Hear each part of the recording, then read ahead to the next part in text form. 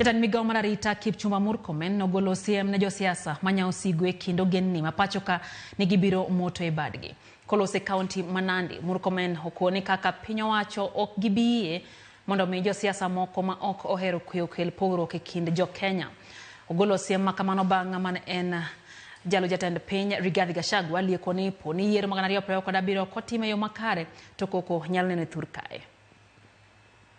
We will be very decisive in dealing with all these inciters and planners of violence. We will not give them a chance. And I want to tell all these politicians, we will track you everywhere you go, see what you are doing, come for the meetings you are holding.